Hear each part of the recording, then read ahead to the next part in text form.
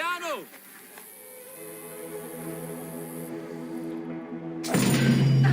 Welcome to the Egyptian household.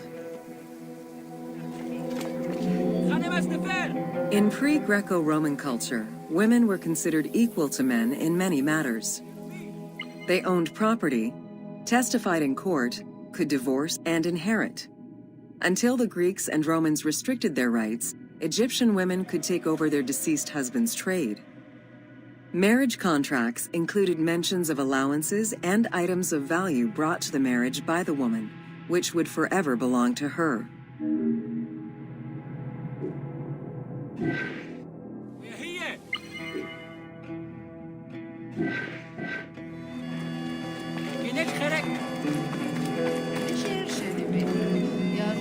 Certain professions were open only to women, such as weaving or professional mourning, while others were available to both genders, including working as servants for the rich households. Social status did have an impact, though. The higher in status, the easier it was to obtain education and access different professions.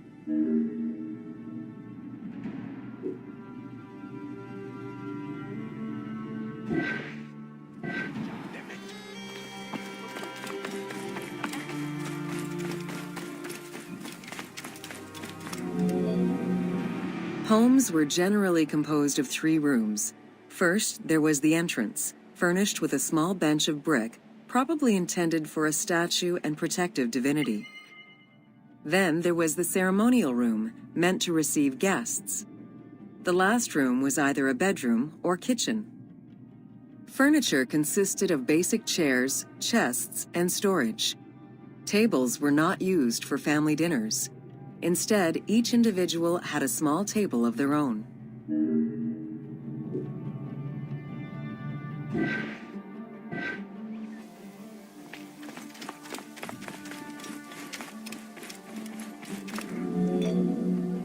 Marriages were a social contract rather than a religious construct. Family was vitally important to ancient Egyptians, and children were considered a blessing from the gods. The father, mother, and their children were the nucleus of the family, and cohabitation sometimes extended to mothers-in-law, sisters, aunts, and sisters-in-law.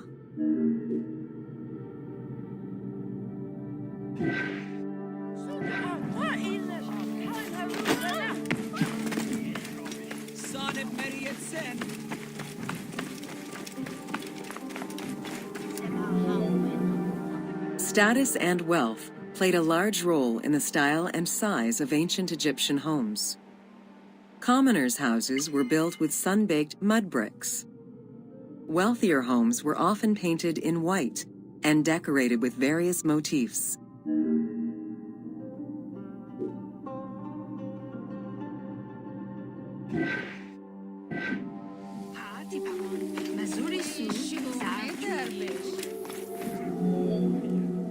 Town officials and the rich lived in mansions with numerous rooms that were luxuriously decorated.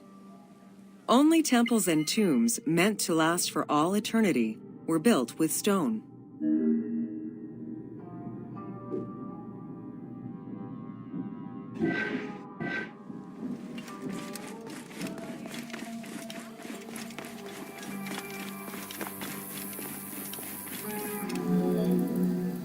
Funeral stone inscriptions focused on the main member of a household. Encircling this person would then be a spouse, parents, and children, possibly even siblings. These stones were so structured because there were no surnames in ancient Egyptian culture.